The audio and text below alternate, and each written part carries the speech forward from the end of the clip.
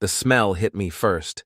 Expensive cologne mixed with cheap wine and something I couldn't quite place. Something that didn't belong in my house at 10:30 on a Tuesday night. I stood in my own doorway, tool belt still heavy around my waist, fluorescent work lights still burning spots into my vision. The living room looked normal enough. Elise's laptop open on the coffee table, 2 wine glasses sitting on coasters she'd made me buy last Christmas. But that smell lingered like a guilty secret. "Elise?" I called out, dropping my keys into the ceramic bowl by the door, the one shaped like a hand that her sister had made in some pottery class, always reminded me of a dead fish. "In here, Gray?" Her voice came from the kitchen, bright and cheerful in that way that meant trouble. 20 years of marriage teaches you to read the weather in a woman's voice, and this was definitely storm clouds gathering. I found her loading the dishwasher, moving with the kind of efficiency that suggested she'd been cleaning up evidence. Her dark hair was pulled back in a messy bun, and she wore the blue dress I'd bought her for our anniversary, the one she claimed was too fancy for every day. "Thought you had that business trip to Portland?" I said, hanging my jacket on the back of a chair. "The one that was going to keep you away until Thursday." She didn't look up from rinsing a wine glass.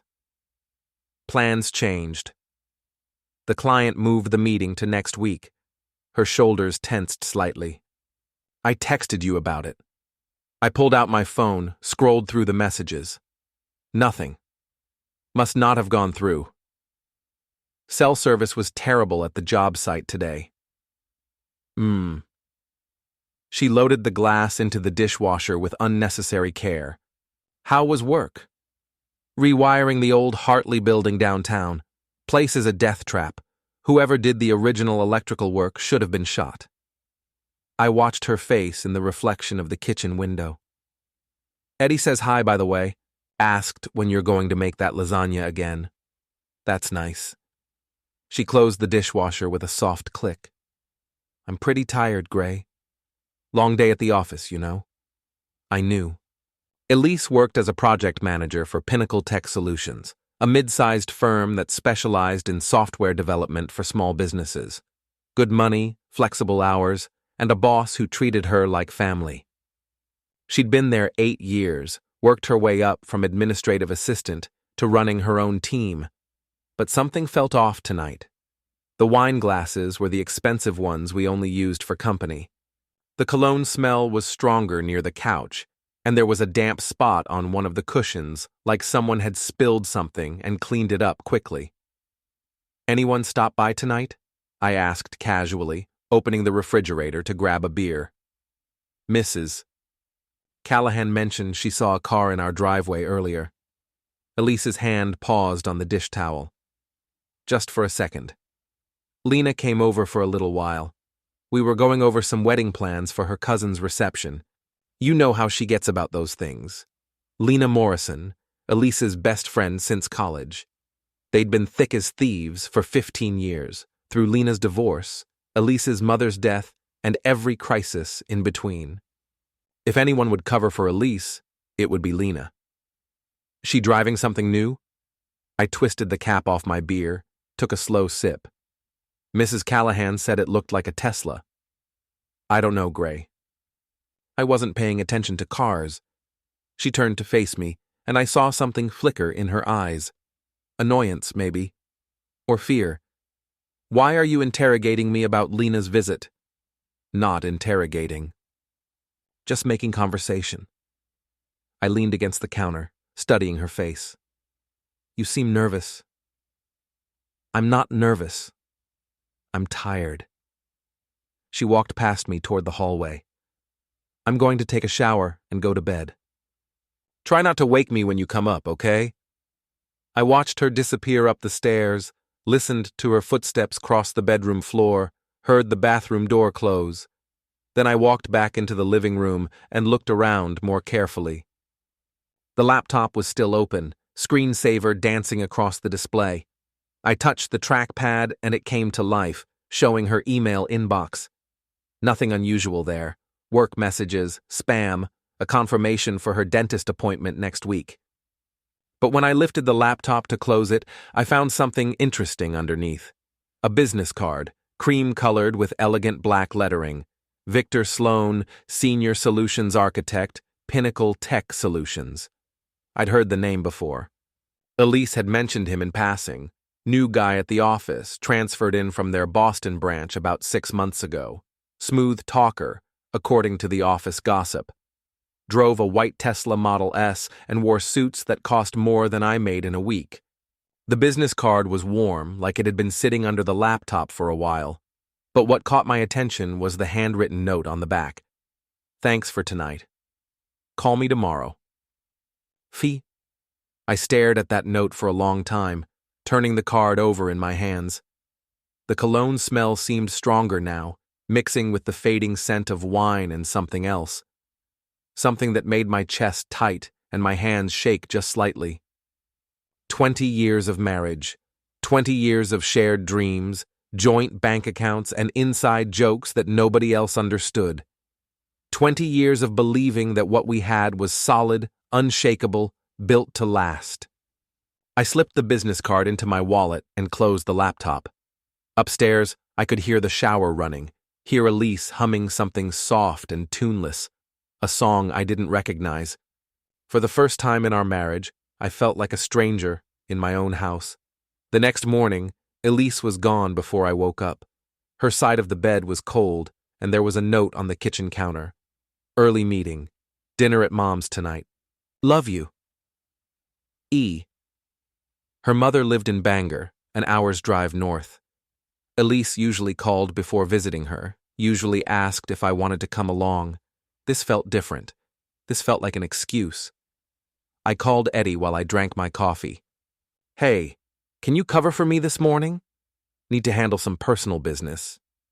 Everything okay, Gray? Eddie Torino had been my work partner for 12 years, ever since he'd moved up from Massachusetts after his own divorce. He was the kind of guy who'd give you his last dollar and the shirt off his back, but he'd also spot a lie from 3 counties away. Just some paperwork stuff. I'll be on site by noon. Sure thing. But if you need to talk, you know where to find me. After Eddie hung up, I sat at my kitchen table and made a plan. If Elise was having an affair, I needed proof. Real proof, not just business cards and cologne smells. And I needed to be smart about it. First stop was Radio Shack, one of the few still operating in central Maine. I bought a small digital recorder, the kind private investigators use, voice-activated, 12-hour battery life, and small enough to hide anywhere. Then I drove to Best Buy and picked up a dash cam for my truck. Nothing fancy, just something that would record video and audio with a decent timestamp. The hardest part was getting into Elise's car without her knowing. She drove a Honda Accord, 5 years old but well-maintained. She kept it parked in the garage, locked, with the keys hanging on a hook by the kitchen door. I waited until I was sure she was at work, then slipped the digital recorder under her driver's seat. It was small enough to fit in the gap between the seat and the console, held in place with a piece of black electrical tape. Unless she was specifically looking for it, she'd never notice. The dashcam went in my truck, angled to record both the road ahead and the interior. If I was going to follow her, I wanted everything documented. Then I did something I'd never done in 20 years of marriage. I went through her things. Her dresser drawers revealed nothing unusual. Same with her jewelry box and the stack of books on her nightstand. But when I checked her laptop bag, the expensive leather one she'd bought herself last Christmas, I found something interesting. A receipt from Romano's, the upscale Italian restaurant downtown, dated 3 days ago, Tuesday night. 2 entrees, a bottle of wine, dessert. Total bill, $127.50, paid in cash. Tuesday night, Elise had told me she was working late, grabbing takeout from the Chinese place near her office. She'd come home around 9:30 with an empty container of lo mein and complaints about how busy things were at work. I photographed the receipt with my phone, put it back exactly where I'd found it. Then I called Romano's. Hi, this might sound strange, but I'm trying to surprise my wife for our anniversary. She had dinner there Tuesday night and really enjoyed it. I was wondering if you could tell me what she ordered. The hostess was helpful, eager to assist with romance. Let me check our receipts. Tuesday night. What name would the reservation be under? Probably Sloane, I said, taking a guess. Victor Sloane. Oh yes, here it is. Mr. Sloane and his guest. They had the seafood risotto and the osso buco, shared the tiramisu. Very romantic table by the window. He's been in several times recently, always with the same lady. Dark hair, very pretty. They make a lovely couple. I thanked her and hung up, my hands shaking slightly. The same lady, several times recently. My phone buzzed with a text from Elise. Running late at Mom's. Don't wait up. See you in the morning. It was only 2 in the afternoon. Even with traffic, the drive to Bangor shouldn't take more than an hour and a half, unless she wasn't really going to her mother's house. I grabbed my keys and headed for my truck. The drive to Bangor was familiar. I'd made it hundreds of times over the years, but this time felt different. This time I was following my wife like a private investigator, watching for her Honda in my rearview mirror, wondering if everything I thought I knew about my life was a lie. I found her car in the parking lot of the Riverside Inn, a boutique hotel about 10 minutes from her mother's house. She wasn't alone. Through my binoculars, hunting gear I'd owned for years, I watched Elise walk across the parking lot with a tall man in an expensive suit. Even from a distance, I could tell he was handsome in that polished corporate way. Dark hair, confident stride, the kind of smile that sold million-dollar deals. Victor Sloane, I presumed. They disappeared into the hotel together, his hand on the small of her back, in a gesture that spoke of intimacy and familiarity. They moved like people who'd done this before, who had a routine. I sat in my truck for 2 hours, dash cam recording everything, digital recorder capturing my own muttered commentary. At 5:30, they emerged together. Elise looked relaxed, happy in a way I hadn't seen in months. Victor walked her to her car, kissed her goodbye, not a peck on the cheek, but a real kiss that lasted long enough to leave no doubt about their relationship. Then they drove away in separate directions. Elise toward home, Victor toward downtown Bangor. I followed Victor. He drove to a residential neighborhood on the west side of town, pulled into the driveway of a large colonial house with a perfectly manicured lawn. A woman came out to meet him, blonde, attractive, probably in her early 30s. She kissed him hello, and he scooped up a small child who came running from the backyard. Victor Sloane was married, had a family, was cheating on his wife with mine. I drove home in a daze, my mind racing with implications and possibilities. The dash cam had recorded everything. The digital recorder had captured my real-time reactions. I had evidence now, proof that my suspicions were correct.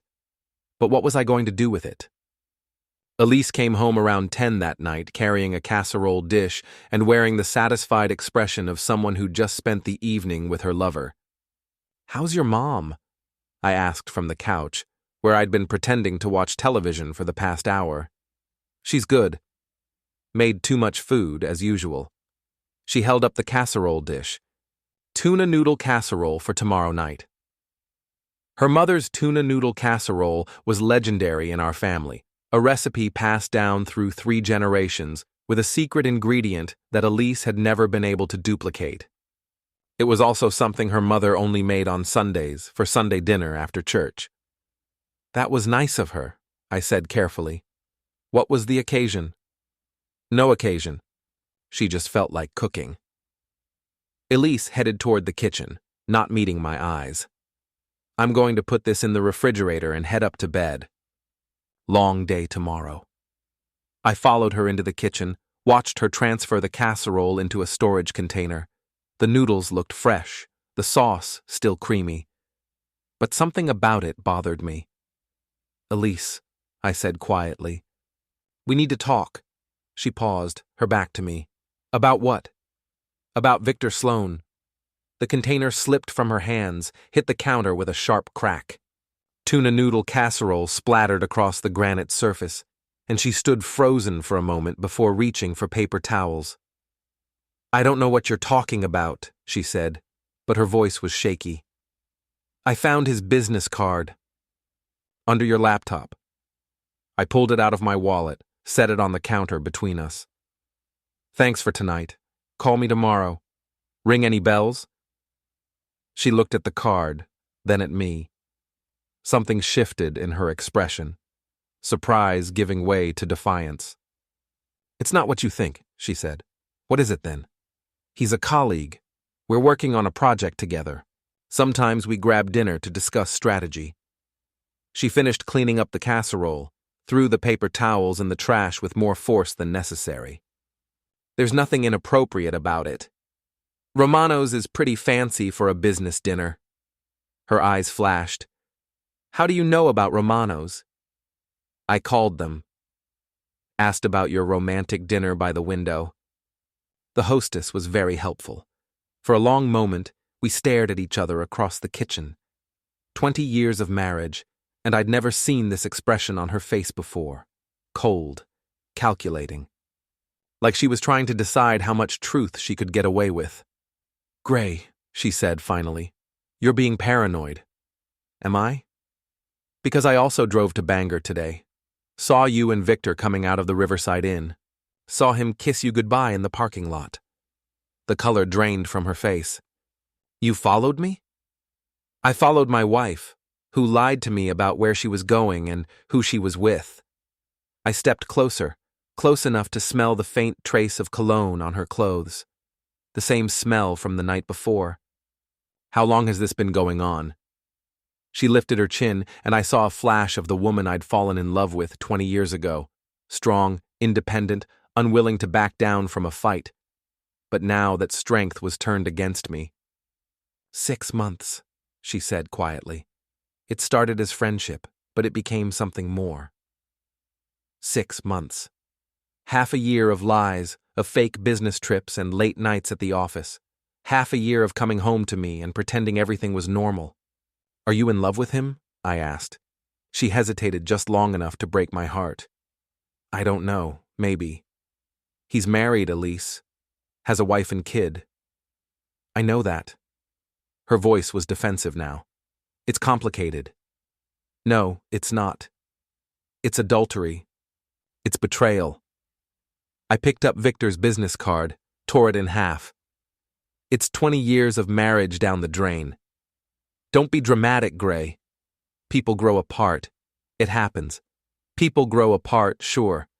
But they don't usually lie about it for 6 months. I threw the pieces of the business card in the trash. They don't sneak around like teenagers. They don't make their spouse feel crazy for noticing that something's wrong. She was crying now, tears streaming down her cheeks. But I felt nothing. No sympathy, no urge to comfort her. Just a cold, hard anger that seemed to fill my chest and squeeze my lungs. What do you want me to say? She whispered. That I'm sorry? That it was a mistake? I want you to tell me the truth. All of it. She wiped her eyes with the back of her hand, leaving mascara streaks on her skin. We met at a company retreat in Boston. He was charming, funny, different from anyone I'd ever known. We started emailing, then texting, then meeting for coffee. And then dinner at Romano's. And then dinner at Romano's. She nodded. Gray, I never meant for this to happen. I love you, I do. But Victor makes me feel alive in a way I haven't felt in years. So this is my fault? I'm too boring, too predictable? That's not what I said. It's what you meant. I turned away from her, stared out the kitchen window at the darkness beyond. What happens now? I don't know. Are you going to stop seeing him? Another hesitation. Another knife in my chest. I don't think I can. I nodded slowly, feeling something cold and final settle in my stomach. Then I guess we're done. Gray, wait. But I was already walking away, already climbing the stairs to our bedroom. Behind me, I heard her calling my name, heard the desperation in her voice. But it was too late for desperation. Too late for explanations or apologies or promises to change. I grabbed a pillow and a blanket from the closet, headed for the guest room. For the first time in 20 years, I would be sleeping alone in my own house. And for the first time in 20 years, I was planning my revenge. I called in sick the next morning and drove to Eddie's apartment. He lived in a converted warehouse downtown, the kind of place that looked rough from the outside, but was surprisingly comfortable inside. Bachelor living at its finest, big screen TV, leather recliner, refrigerator stocked with beer and leftover pizza. Eddie took one look at my face and handed me a cup of coffee without saying a word. Then he sat down across from me and waited. I told him everything. The business card, the restaurant receipt, the hotel parking lot, Victor's wife and kid, Elise's confession, and her refusal to end it. Jesus, Gray. Eddie shook his head. I'm sorry, man. That's rough. I need your help with something, I said. Something that might get complicated. Eddie had been through his own messy divorce 10 years earlier. His ex-wife had cleaned him out financially and emotionally, left him with nothing but debt and trust issues. If anyone would understand the need for payback, it was Eddie. What do you have in mind? I want to destroy them, both of them. Not physically, not illegally, but I want their lives turned upside down the way mine has been. Eddie was quiet for a long moment, studying my face. You sure about this? Once you go down that road, there's no coming back. I'm sure. He nodded slowly. Then let's talk strategy. We spent the morning planning. Eddie was surprisingly good at this kind of thing. Maybe all those years of dealing with his ex-wife had taught him to think like a chess player. Every move had to be calculated, every consequence considered. First thing you need to do is document everything, he said. Photos, videos, recordings. Build a case like you're going to court. Already started. I showed him the dashcam footage from yesterday, the audio recording of my conversation with the restaurant hostess. Good. But you need more. You need to establish a pattern, show that this isn't just a one-time thing. He leaned forward. What do you know about this Victor guy? Not much. Works at Elise's company, drives a Tesla, married with a kid. We need to know more. Where he lives, where he hangs out, what his weaknesses are. Eddie pulled out his laptop. What's his full name? Victor Sloane. Eddie's fingers flew over the keyboard. Social media had made stalking almost too easy. Within minutes, he'd found Victor's Facebook page, his LinkedIn profile, his wife's Instagram account. Look at this guy, Eddie said, turning the laptop toward me. Mr. Perfect? Posted a picture of his family at Disney World last month. Best vacation ever with my beautiful wife and amazing daughter. The hypocrisy made my stomach turn. Victor's Facebook page was full of happy family photos, inspirational quotes about success and integrity, posts about his volunteer work with local charities. He presented himself as the ideal husband and father, a pillar of the community. His wife's name is Jennifer, Eddie continued, scrolling through her Instagram. She's a nurse at Eastern Maine Medical Center. Looks like they've been married about 8 years. I studied the photos of Victor's family. Jennifer was beautiful in a wholesome, girl-next-door way. Their daughter looked about 6 years old, with Victor's dark hair and her mother's smile. They looked happy, genuine. They had no idea their perfect life was built on a lie. What's your plan? Eddie asked. I want to expose him. Make sure his wife knows what kind of man she married. Make sure everyone at Pinnacle Tech knows what kind of employee they have. And Elise? That was the harder question. Elise was my wife, the woman I'd loved for 20 years. Part of me still wanted to protect her, to find a way to salvage what we'd built together. But a bigger part, the part that had been growing stronger since last night, wanted her to pay for what she'd done. Elise made her choice, I said finally. She chose him over me. Now she gets to live with the consequences. Eddie nodded. Okay. But we do this smart. No illegal stuff, no harassment, nothing that could come back to bite us. We spent the rest of the day gathering intelligence. Eddie had contacts all over town. Guys he'd worked with, women he'd dated, bartenders and mechanics and shop owners who knew everyone's business. By evening, we had a comprehensive dossier on Victor Sloane. He'd moved to Maine from Boston 6 months ago, right around the time his affair with Elise had started. His wife had been reluctant to leave Massachusetts. Her family was there, her job was there, but Victor had convinced her that the move would be good for their marriage. A fresh start in a small town where they could focus on family. The irony was almost too perfect. Victor was ambitious, the kind of guy who saw every interaction as a networking opportunity. He'd joined the Rotary Club, volunteered for the United Way campaign, sponsored a Little League team. He was building a reputation as a community leader, positioning himself for bigger things. He was also arrogant. According to Eddie's sources, Victor had a habit of talking down to people he considered beneath him. Blue-collar workers, service employees, anyone without a college degree. He tipped poorly at restaurants and complained loudly when things didn't go his way. "This guy's got enemies," Eddie said as we reviewed our notes. "People who'd love to see him taken down a peg." "Good. We can use that." My phone buzzed with a text from Elise. "Can we talk?" "I think we should go to counseling." I showed the message to Eddie. He snorted. "Too little, too late." I typed back, "I don't think counseling will help. Not while you're still seeing him." Her response came quickly. "I ended it this morning. Told him we couldn't see each other anymore." For a moment, I felt a flicker of hope. Maybe she really did want to save our marriage. Maybe this whole nightmare could still be fixed. Then Eddie's laptop chimed with a new notification. He'd set up Google Alerts for Victor's name, and something had just hit the web. It was a photo from Victor's Facebook page, posted 20 minutes ago. Victor and Elise at a coffee shop downtown, sitting close together, her hand on his arm. The caption read, "Great strategy session with my favorite project manager." Some of the best ideas come from the most unexpected collaborations. I stared at the photo, feeling the last of my hope die. Even while she was texting me about ending it, she was with him. Even while she was talking about counseling, she was choosing him. "Gray," Eddie said quietly.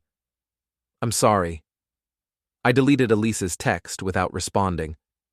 Then I looked at Eddie and smiled, a cold, hard smile that felt foreign on my face. Let's destroy them both. The next phase of our plan required patience and precision. Eddie and I met every morning at 6 before work to coordinate our activities. We called it the campaign, a systematic effort to expose Victor and Elise for what they really were. Our first target was Victor's reputation at work. Pinnacle Tech Solutions was a small company, the kind of place where gossip traveled fast and personal relationships mattered. If we could plant the right seeds of doubt, Victor's colleagues would do most of our work for us. I started by creating a fake email account and sending anonymous tips to the company's HR department. Nothing actionable, just concerns about inappropriate workplace relationships and potential conflicts of interest. I was careful to keep the language vague, professional, and plausible. Meanwhile, Eddie worked his network of contacts to spread rumors around town. Victor was having an affair with a married woman. Victor was using company resources for personal business. Victor was not the family man he pretended to be. The beauty of small-town gossip is that it feeds on itself. One person tells another, who tells another, and within days the story has grown and evolved beyond recognition. By the end of the week, I was hearing wild variations of the truth from complete strangers. "Did you hear about that new guy at Pinnacle Tech?" Mrs. Callahan asked me over the fence one morning. "Word is he's been carrying on with half the women in the office." I made appropriately shocked noises and filed the information away. The rumors were working, but rumors weren't enough. I needed concrete evidence, something that would force Victor's wife to confront the truth about her marriage. That's where Derek Hutchins came in.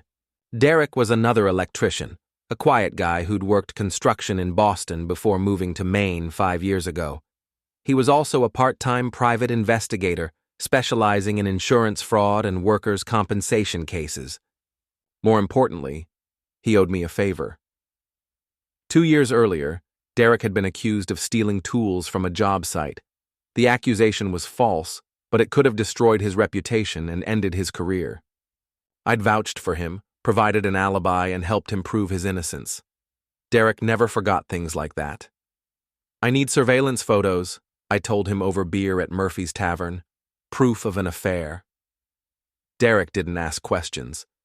He just nodded and quoted me a price that was surprisingly reasonable. How long do you need? A week should be enough. These two aren't exactly careful. He was right. Within 3 days, Derek had a folder full of photographs that told the whole story. Victor and Elise entering and leaving hotels together. Victor and Elise kissing in restaurant parking lots. Victor and Elise holding hands while walking through downtown Bangor. The photos were date-stamped and professionally shot, the kind of evidence that would hold up in divorce court. But I had something else in mind. I selected the most damning image, Victor and Elise in a passionate embrace outside the Riverside Inn, and had it printed on high-quality photo paper. Then I wrote a simple note. Your husband is cheating on you. I thought you should know. A friend. I mailed the package to Jennifer Sloane at the hospital where she worked. No return address, no identifying marks. Just the truth, delivered with surgical precision. Then I waited. The explosion came 2 days later. Eddie heard about it first, through his network of contacts.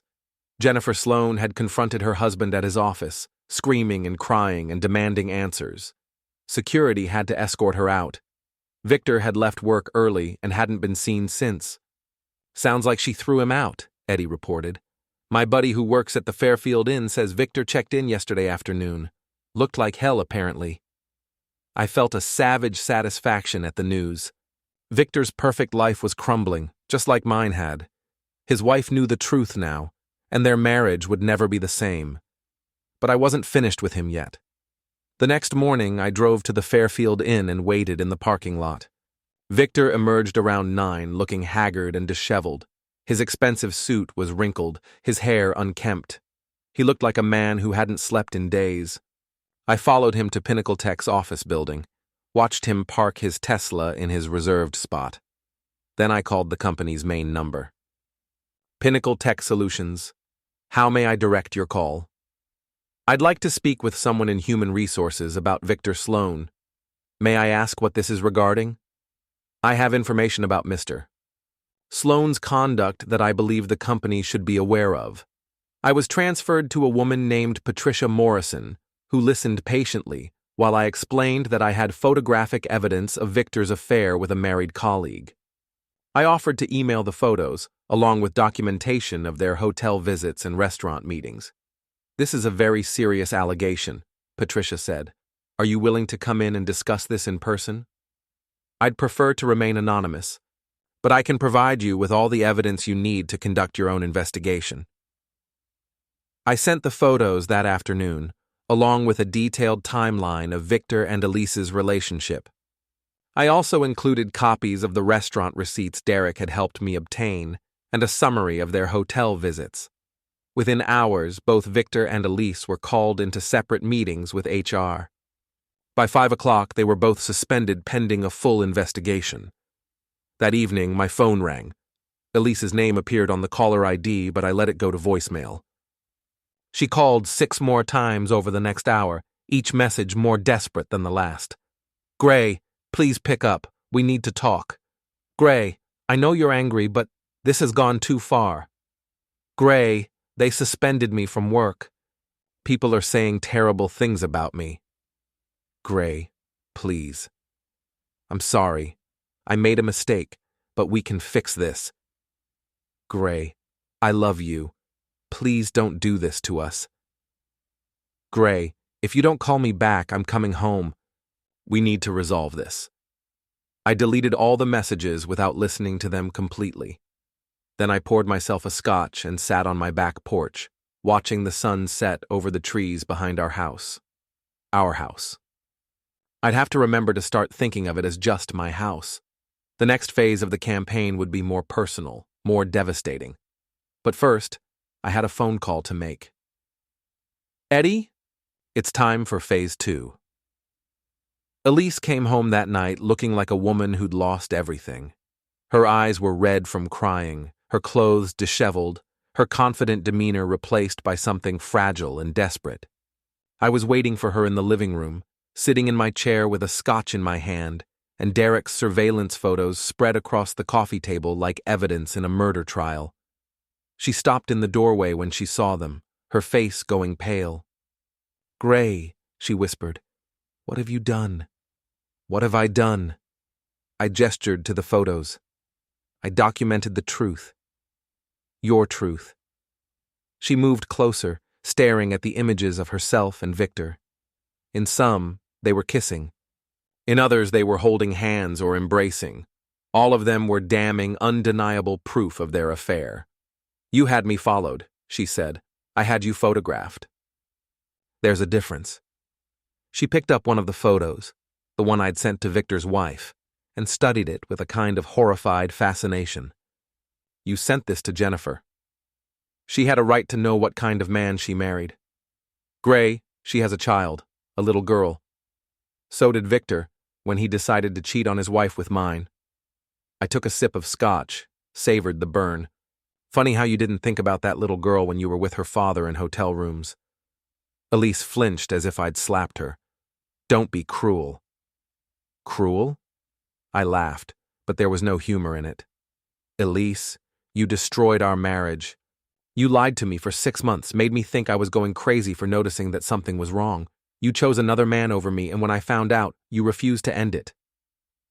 I stood up, moved closer to her. "And you want to talk to me about cruelty?"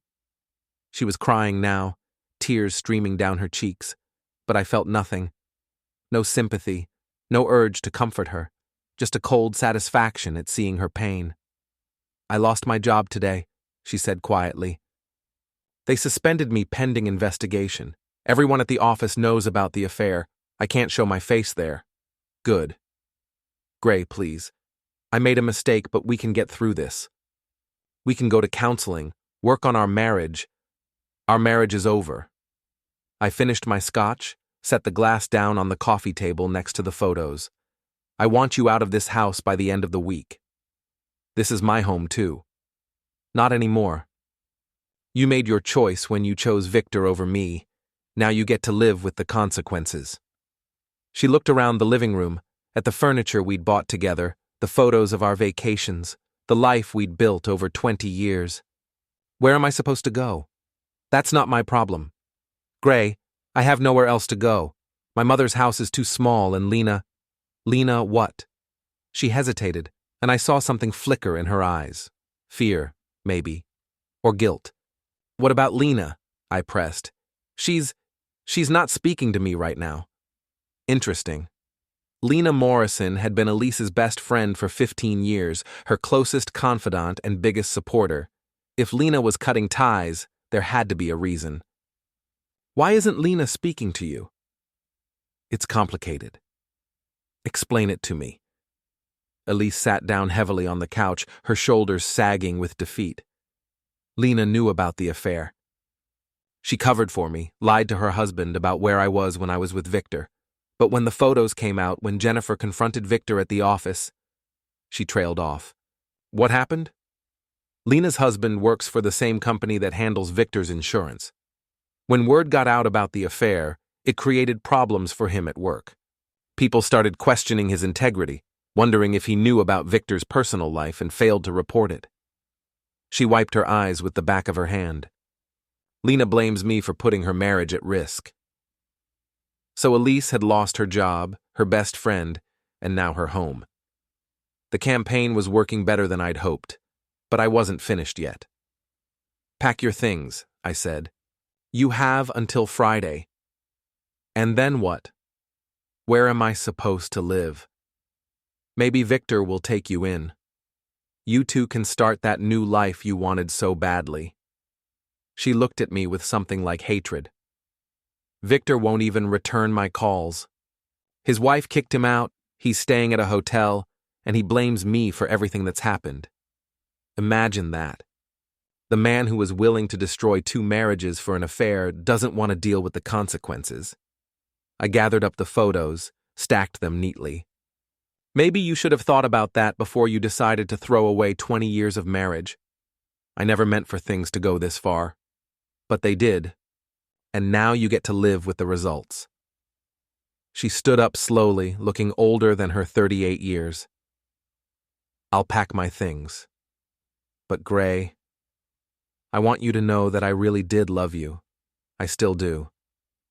No, I said quietly. You loved the idea of me, the security, the stability, the comfortable life I provided. But you didn't love me enough to stay faithful. You didn't love me enough to choose me over him. She started to say something else, but I held up my hand. We're done talking, Elise. Pack your things and go. She left the room without another word, and I heard her footsteps on the stairs, heard her moving around in our bedroom. The sound of drawers opening and closing, hangers scraping across the closet rod. I poured myself another scotch and called Eddie. Phase 2 is complete, I said when he answered. She's moving out by Friday. How do you feel? It was a good question. How did I feel? Not satisfied exactly. Not happy, but not empty either. There was a sense of justice being served, of balance being restored to the universe. I feel like I'm finally in control of my own life again. Good. Because I've got news about Victor. What kind of news? The kind that's going to make Phase 3 very interesting. I smiled for the first time in days. Tell me. Eddie's news was better than I'd hoped. Victor's life wasn't just falling apart, it was imploding in spectacular fashion. Jennifer filed for divorce yesterday, Eddie reported over coffee the next morning. Took their daughter and moved back to Massachusetts to stay with her parents. She's asking for full custody and maximum alimony. Good for her. It gets better. Pinnacle Tech fired him yesterday afternoon. Apparently, the company has a strict policy about workplace relationships, especially ones involving married employees. They're also concerned about potential lawsuits from Jennifer or from you.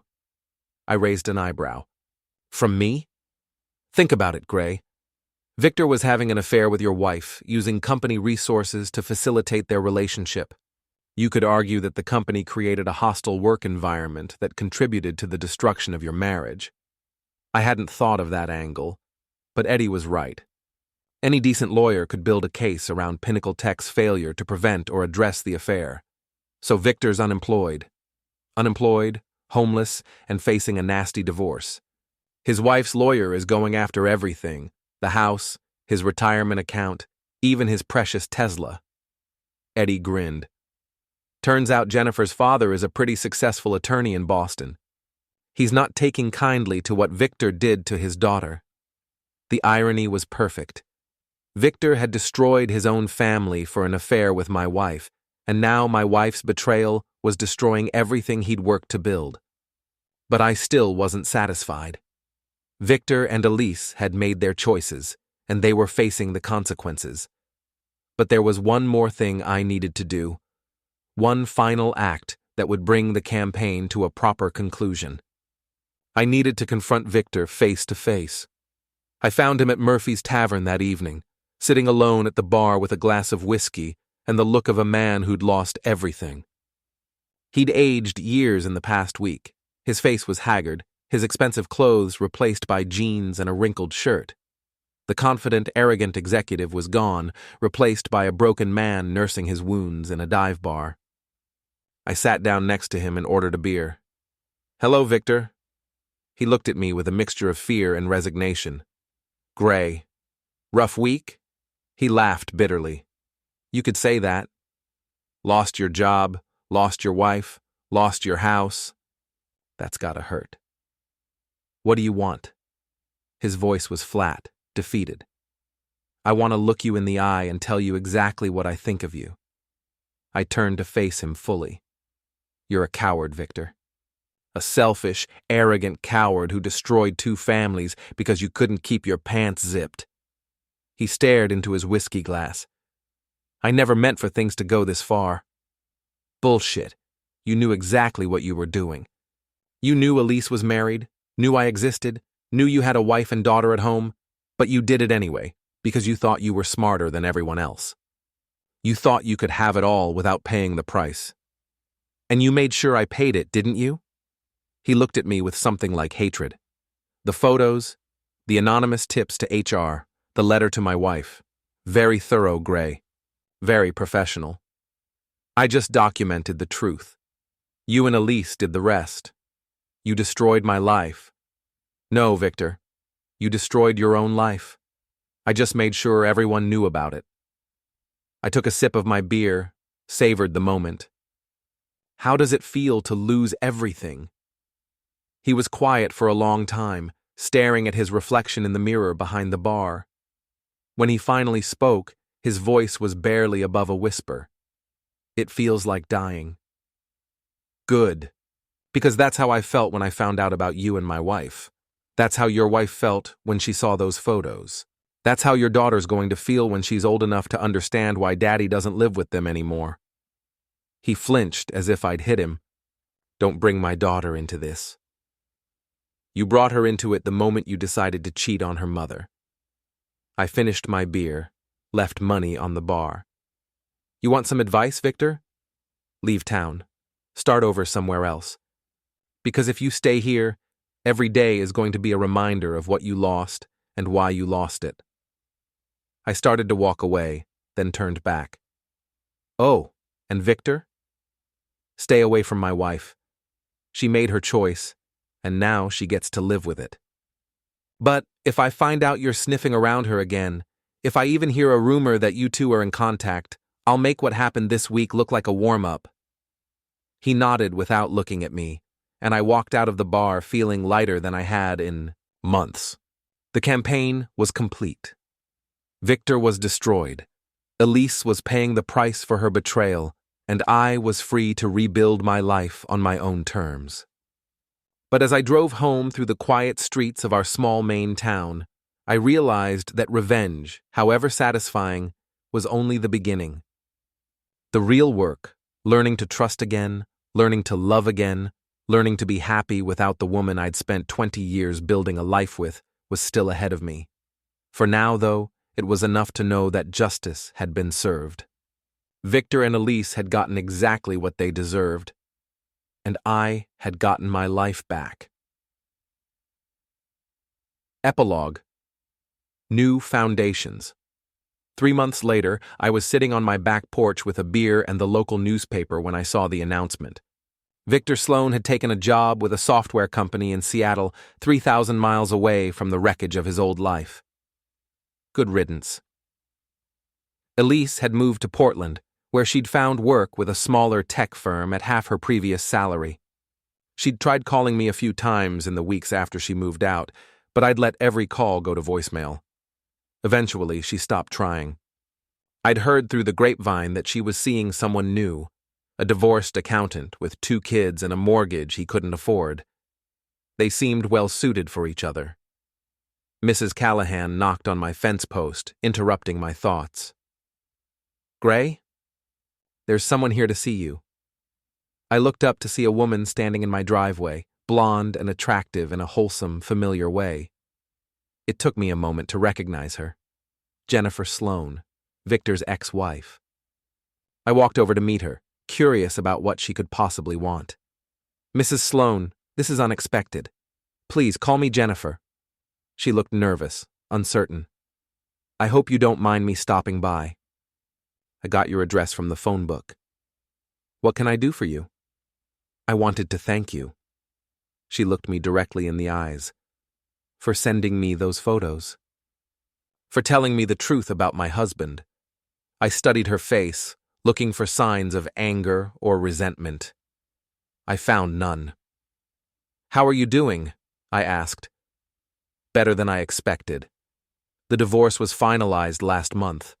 I got the house, full custody of Emma, and enough alimony to keep us comfortable. She smiled, and I saw strength there that hadn't been visible in the family photos on Victor's Facebook page. It turns out I'm stronger than I thought I was. And your daughter? She's adjusting. It's hard, but kids are resilient. She's better off without Victor's lies and manipulation in her life.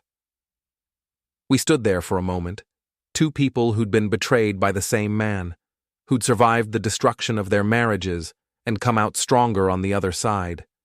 "I should go," Jennifer said finally. "But I wanted you to know that what you did, it wasn't cruel. It was necessary. I deserved to know the truth about the man I was married to."